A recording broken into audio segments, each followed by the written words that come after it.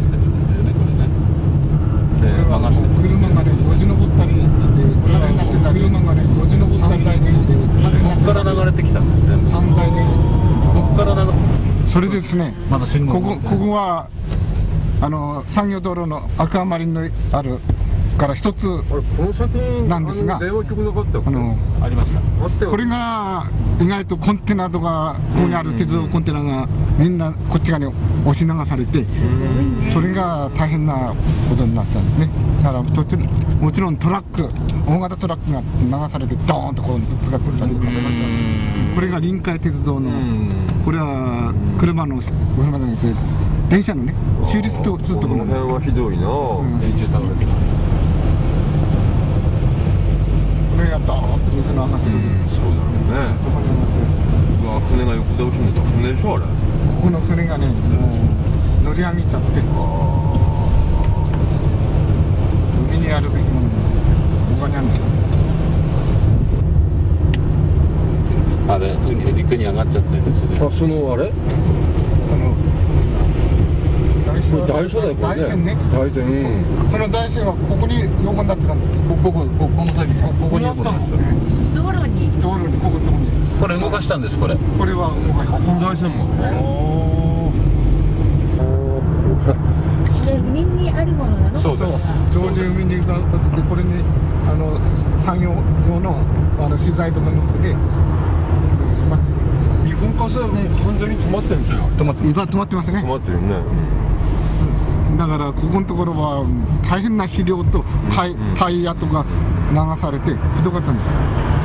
そっちのあれはほら製錬場もこれからなんでしょうけど。おなれは、その地震の勢いで、当日釜が、上からの落下物で落ちて爆発したんですよ。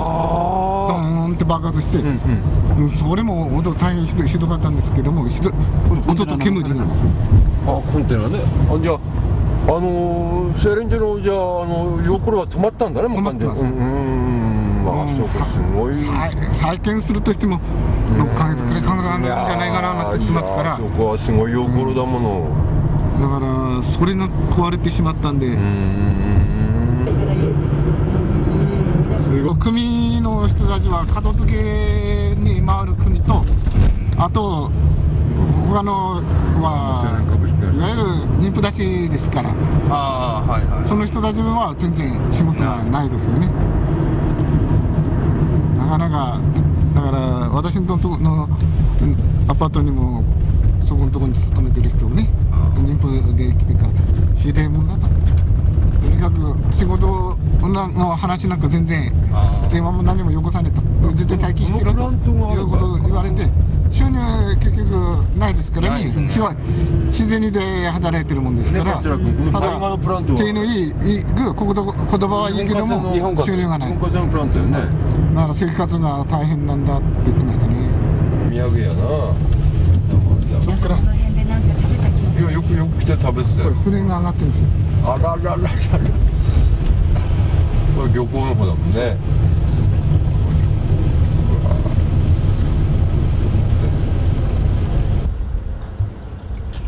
何にも手つけないでいますから。なるほど。原発さえ投げりゃ、もうどんどんね、こういったものの片付けとか、だから復興のための事業がね再開されるんですけども、やっぱりこういうふうに遅れてるのはみんな原発のせいですよね。とんだもん原発だったですよ。まず広野が治ってくれたらいいのにな。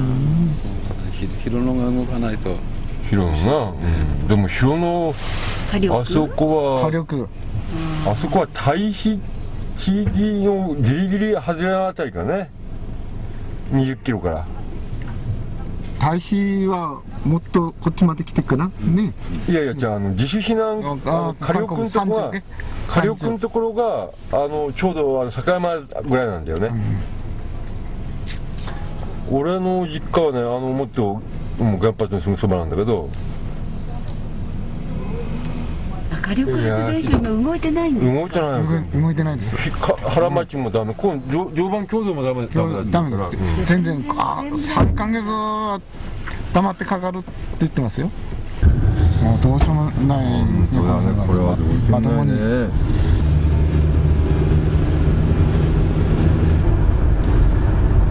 その原発事故の影響で、まあ、重機とかその大掛かりなことは全くできないと、他もそうですね、自分地元にある重機を使うと、もうだからもう手いっぺんなんですね。